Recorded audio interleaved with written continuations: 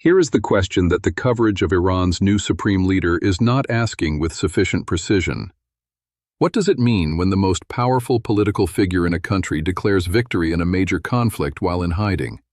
Not rhetorically, forensically, because the act of declaring victory is a political performance designed for specific audiences, and the location from which the declaration is made tells you more about the actual strategic situation than the content of the declaration itself. A leader who declares victory from a publicly known address is projecting strength.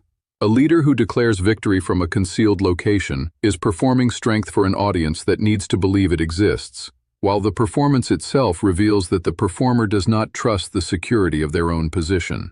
The poisoned inheritance that Iran's new supreme leader has received from the 2-month Gulf crisis is the most complex leadership inheritance in the Islamic Republic's history.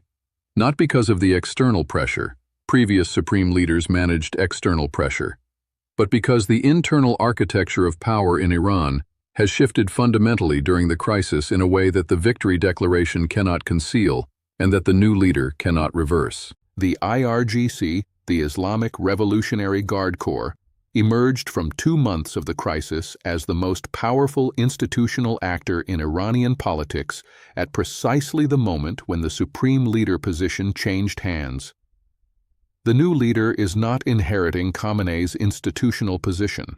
He is inheriting a position that has been structurally weakened by the crisis in ways that make him more dependent on the IRGC than any supreme leader in the history of the Islamic Republic. Tonight I want to show you the internal mechanics of that inheritance.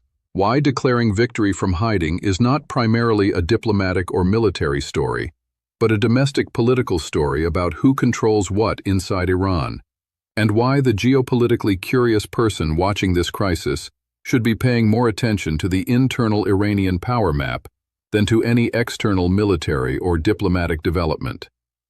I study how leadership transitions function in closed political systems under external pressure, how the institutional relationships that sustain authority in normal conditions are disrupted by crisis, and how the actors who gain institutional power during the disruption reshape the post-crisis political architecture. Iran's leadership transition during the Gulf crisis is one of the most consequential such disruptions in the country's modern history. Thoughtful. The forensic record of who controls what inside the Islamic Republic today is dramatically different from the record 2 months ago. Let me show you the map. One sentence. Iran's new supreme leader declaring victory from hiding is the most revealing single event of the entire Gulf crisis. Not because the declaration is credible, but because the combination of the declaration and the hiding maps precisely the poisoned inheritance at the center of Iranian politics. A new leader who must claim strength for the domestic legitimacy his position requires, from a concealed location that reveals the security situation his institutional position cannot yet control. Start with what declaring victory from hiding actually signals about the security situation inside Iran. Because this is the dimension that the mainstream coverage is treating as a detail rather than the primary story. In the 46-year history of the Islamic Republic, supreme leaders have conducted their public political communications from known, fixed locations. Khomeini operated from his compound in Jamaaran. Khamenei operated from his official residence and from publicly known institutional facilities.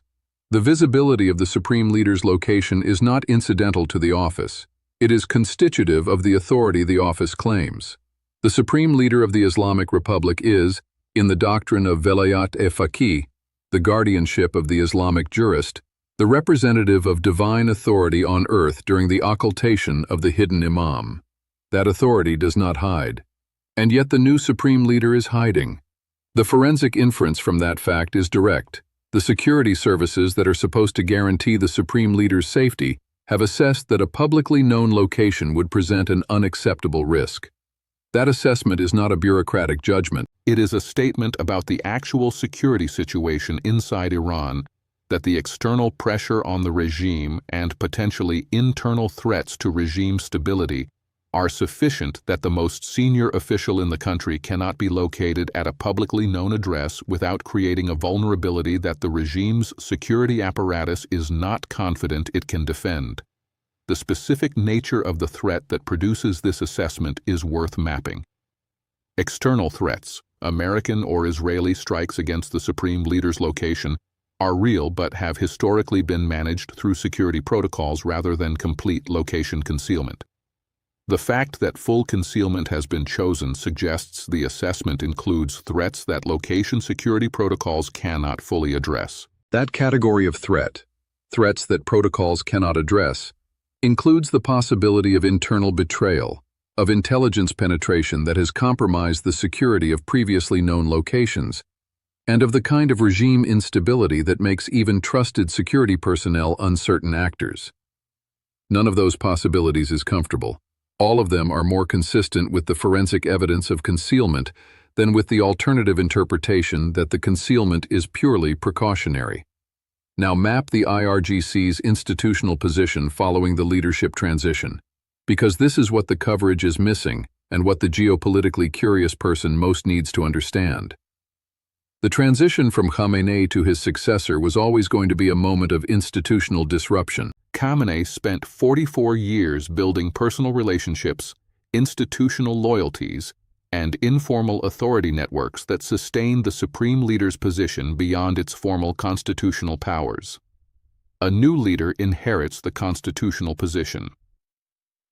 He does not automatically inherit the informal authority networks. Those must be rebuilt, or they are lost. During the 2-month Gulf crisis, the IRGC's institutional position has grown in ways that directly affect what the new leader is inheriting. The IRGC managed the military response to the Marine boarding operation. The IRGC managed the proxy network activations. The IRGC's Quds force maintained the Iran-Hezbollah invisible chain we mapped in an earlier video. The IRGC's intelligence services managed the security protocols that produced the decision to conceal the supreme leader's location. In each of those functions, the IRGC has been the primary institutional actor, not the supreme leader's office, not the foreign ministry, not the regular Iranian army.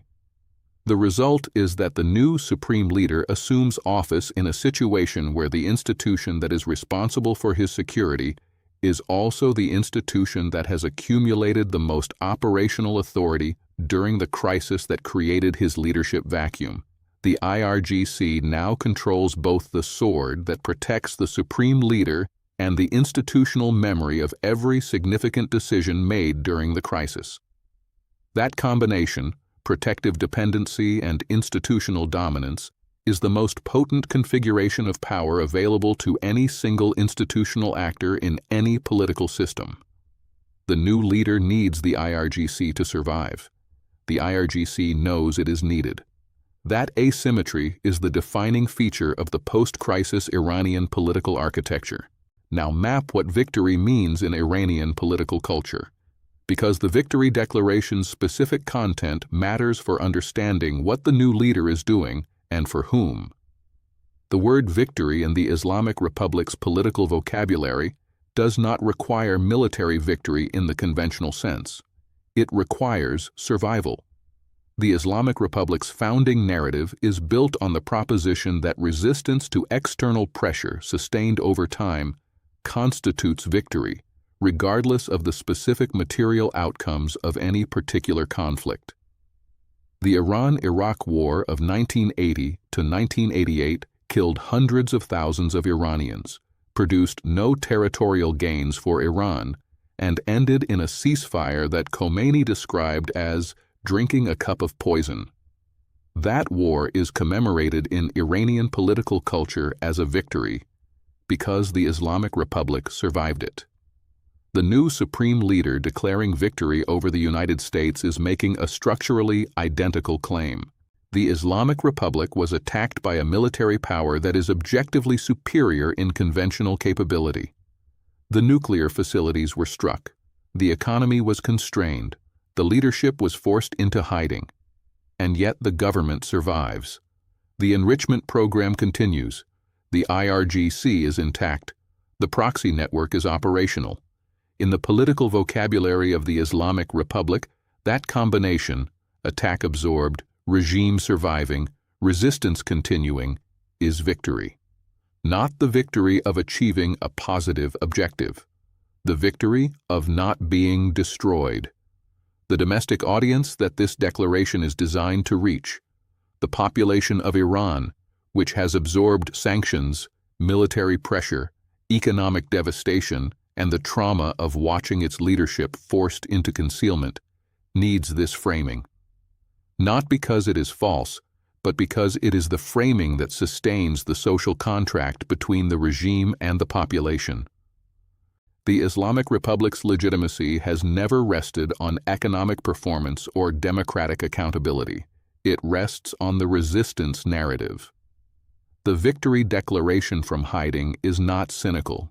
It is the regime's most honest communication of the only victory it can genuinely claim. We are still here. Now, map the succession crisis that has been running beneath the surface of this entire conflict. Because understanding the new leader's inheritance requires understanding the process that produced him, which the coverage has not fully traced. Khamenei's succession had been a subject of intensive internal Iranian political maneuvering for years before the Gulf crisis. The candidates who were discussed in serious succession analysis by the Carnegie Endowment, by Chatham House, by the International Crisis Group, included figures from the clerical establishment, figures with IRGC connections, and figures who represented different factions of the Islamic Republic's complex political architecture. The Gulf crisis, by creating conditions of maximum external pressure precisely at the moment of transition, has affected which type of successor emerged, not by determining the specific individual, but by advantaging the type of candidate most acceptable to the IRGC at a moment when the IRGC's institutional power was at its maximum. A supreme leader who emerges from a succession process during a crisis in which the IRGC was the dominant institutional actor is, almost by definition, a supreme leader whose selection was shaped by IRGC preferences, either explicitly through the assembly of experts members who are aligned with IRGC interests, or implicitly through the crisis conditions that elevated the visibility and necessity of military security expertise over clerical theological expertise in the assessment of candidates. The poisoned inheritance runs directly from this succession process. The new leader owes his position, at least in part, to conditions created by the crisis, and those conditions have made the IRGC the most powerful institutional actor at precisely the moment when the new leader needs to establish his own authority. Establishing that authority without the IRGC is impossible. He does not have the informal networks Khamenei spent 44 years building. Establishing it through the IRGC means accepting the IRGC's agenda as the framework within which his authority is exercised. That is not a free position. It is a constrained one. Now map the external implications of an IRGC-dominant Iranian political architecture, because for the geopolitically curious observer, the internal Iranian power shift has direct and significant consequences for every active diplomatic track, every proxy relationship, and every escalation calculation in the crisis. The Omani backchannel, its functionality depends on whether the Iranian actor with the authority to make and honor commitments is the Supreme Leader's Office or the IRGC. Khamenei had sufficient institutional authority to make private commitments through the Omani channel that the IRGC would respect, even when those commitments required IRGC restraint. Whether the new leader has that authority, whether he can make a private commitment that the IRGC will accept as binding on its behavior, is the most important unknown in the current diplomatic architecture. If the answer is no, the Omani channel's ability to produce a resolution is significantly degraded, because the channel is connected to an office whose authority over the institution that actually needs to change its behavior is uncertain. The proxy network, Hezbollah, the Houthis, the Iraqi militias, their operational relationship with the Supreme Leader's Office has historically been mediated through the IRGC's Quds Force. The new leader's ability to direct or constrain proxy behavior depends on his relationship with Quds Force Command. If the IRGC's institutional dominance post-crisis means that Quds Force operates with more autonomy from the Supreme Leader's office than under Khamenei, the proxy network becomes less controllable from the top of the Iranian political structure, which means less predictable from the outside. Nuclear decisions, the enrichment program's trajectory, whether it advances toward weapons threshold, maintains its current level, or accepts constraints in exchange for sanctions relief, is the most consequential single variable in Middle Eastern security. Under Khamenei, those decisions were made by a process that integrated Supreme Leader authority, IRGC input, and foreign ministry negotiating positions. In an IRGC-dominant post-crisis architecture, the weighting of those inputs changes. IRGC commanders, who have argued for nuclear advancement as the only reliable deterrent against the kind of external pressure the 2 months have demonstrated, their position is stronger in the post-crisis architecture than it was before the crisis. The forensic question that the coverage has not asked is this: is the new Supreme Leader declaring victory because he believes the Islamic Republic has won, or because he needs the domestic audience to believe it has won in order to stabilize the political foundation that the leadership transition requires? The answer, forensically, is both, and that simultaneity is what makes this declaration one of the most revealing political moments of the entire crisis. The Islamic Republic's leadership needs the victory narrative to be true, not factually true in the military sense, but politically true in the domestic legitimacy sense, because the alternative narrative, that the regime was attacked, forced into hiding, suffered real damage to its nuclear infrastructure, and is economically under severe pressure, is a narrative that the domestic social contract cannot sustain. A regime whose legitimacy rests on resistance cannot acknowledge that it was defeated in any dimension. It must find the framing that converts every negative outcome into evidence of survival and every survival into evidence of victory. The new leader declaring victory from hiding is executing that framing with the specific urgency of a leader who needs to establish his legitimacy during the most difficult opening period any supreme leader in the Islamic Republic's history has faced. He is simultaneously performing the resistance narrative for the domestic audience, signaling to the IRGC that he intends to maintain the regime's ideological framework, and communicating to external actors that the regime's political continuity has survived the transition. All three of those communications are happening in the same declaration. And the hiding is the footnote that tells you the cost of making all three simultaneously. The new Supreme Leader faces a trilemma that has no clean resolution. Establish authority over the IRGC, which requires time, personal relationship building, and the kind of institutional maneuvering that is impossible while in hiding and while the crisis is still active. Accept IRGC dominance as the operating framework of his authority, which produces a more stable near-term position but a structurally weaker long-term one in which the Supreme Leader is effectively the IRGC's political legitimating function rather than its commanding authority, or attempt to build alternative institutional support through the clerical establishment, through reformist factions, through popular legitimacy that could balance the IRGC's dominance over time. Each of those paths has a different implication for the crisis trajectory, for the diplomatic track, and for the probability of the various escalation and de-escalation scenarios we have mapped across this video series. The IRGC faces the mirror image opportunity, maximum institutional power at the moment of minimum Supreme Leader authority. The temptation to consolidate that advantage, to embed IRGC preferences in the decision-making architecture before the new leader has established his own authority, is the defining institutional dynamic of the current Iranian political moment. If the IRGC consolidates, the Islamic Republic becomes, functionally, a military theocratic state in which the Supreme Leader is the theocratic legitimating function and the IRGC is the state. That transformation has been underway incrementally for years. The 2-month crisis and the leadership transition may have completed it.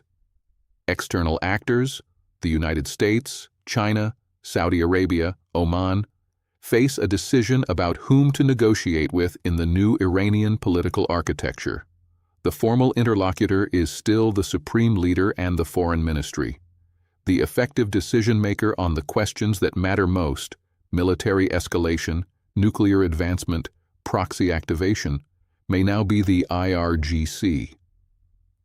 Negotiating with the formal interlocutor about decisions that are effectively made by a different institutional actor produces agreements that the effective actor has not consented to, which means agreements that may not hold.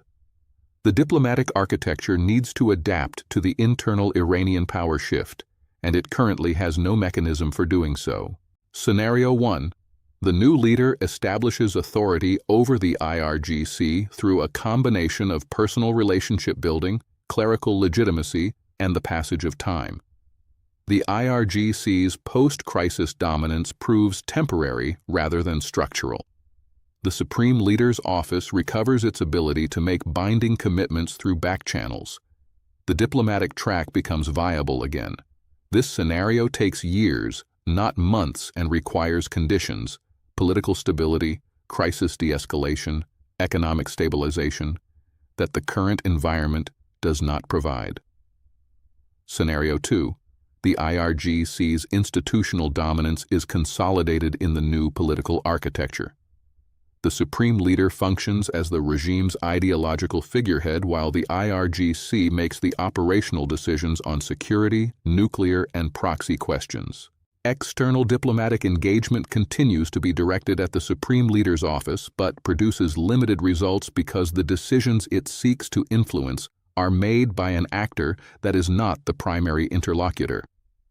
This is the scenario most consistent with the 2-month trajectory and the succession dynamics, and it is the scenario that makes every diplomatic track harder and every escalation scenario more probable.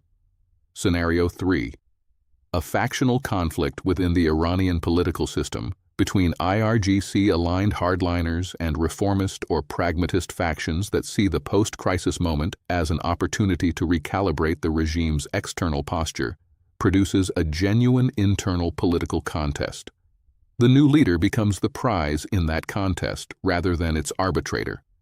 The outcome of the contest determines Iran's external behavior more decisively than any external diplomatic pressure. This scenario is the most unpredictable and the most consequential. Internal Iranian political dynamics have historically been the most underestimated variable in Western analysis of Iranian behavior. Scenario 4. The victory declaration is not theater. It is the opening move of a genuine internal legitimacy-building process that succeeds faster than the external analysis expects. The new leader uses the victory narrative to consolidate popular support, builds on that support to establish authority over the IRGC through the political mechanism of popular legitimacy rather than the institutional mechanism of personal relationship networks, and emerges within months as a leader with sufficient authority to make and honor diplomatic commitments. This scenario requires the most from the new leader personally and from the domestic political environment simultaneously. It is possible. It is the scenario the coverage should be watching for and is not. If you are geopolitically curious about the internal mechanics of the Islamic Republic, about how a system built on the fusion of religious authority and revolutionary institutions actually distributes and exercises power, the current moment is the most revealing window into those mechanics that has opened in 46 years. The combination of external pressure, leadership transition, IRGC institutional dominance, and a victory declaration from hiding is a forensic event that maps the actual power architecture of the Islamic Republic more clearly than any normal period of Iranian political operation. The fascinating thing about watching the IRGC's institutional ascendancy in real time is not that it is surprising. The trajectory of IRGC institutional expansion, economic, political, military, intelligence, has been documented and tracked for 20 years. What is fascinating is watching the moment when the trajectory becomes the structure, when the institution that has been expanding its influence for 2 decades arrives at a position where the nominally supreme political authority is dependent on it for survival, and the question of whether the authority can reassert itself or must accept the dependency is the defining political question of the post-crisis Iranian state. The geopolitically curious observer who understands this internal mechanics will be better positioned to read Iranian external behavior over the next 12 to 18 months than the observer who focuses exclusively on what the foreign ministry says, what the supreme leader declares, or what the nuclear program's enrichment levels measure. Those are the outputs. The IRGC's institutional position, the new leader's authority-building strategy, and the internal factional dynamics are the inputs. Understanding the inputs is how you anticipate the outputs before they happen. Let me draw the final map. Iran's new supreme leader declared victory over the United States from hiding. The declaration is forensically revealing in 2 dimensions simultaneously. The content reveals what victory means in Iranian political culture, survival, not achievement, and the location reveals the actual security situation of the regime, precarious enough that the most powerful official in the country cannot be publicly located. Both dimensions are more informative than the mainstream coverage treats them. The poisoned inheritance at the center of this moment is the structural relationship between the new leader and the IRGC. A leader who owes his position partly to crisis conditions that maximized IRGC institutional power, who depends on the IRGC for his physical security, who lacks the informal authority networks that sustained his predecessor's position, and who must claim victory from hiding while the institution he most needs to control is the institution most aware of what the hiding actually means. That is not a position of strength. It is a position of constrained authority dressed in the language of victory. The IRGC's post-crisis institutional dominance is the most important underreported development in Middle Eastern security. Not because it makes Iran more aggressive necessarily. The IRGC is rational, not reckless, and its red lines, which we have traced across this series, remain operative. But because it changes who makes the decisions that produce Iranian behavior, which changes what external diplomatic engagement can achieve, which changes the probability of every resolution and every escalation scenario in the crisis architecture we have been mapping. Here is the question I want you to sit with. If the IRGC is now the effective decision-making authority on the questions that matter most in this crisis, nuclear advancement, proxy activation, military response, and the diplomatic architecture is still designed to engage the Supreme Leader's office as the primary interlocutor, what would a diplomatically effective engagement of the actual decision-making authority look like? Who engages the IRGC, through what channel, with what offer? Leave your answer in the comments. The most mechanistically precise responses I will read in the follow-up.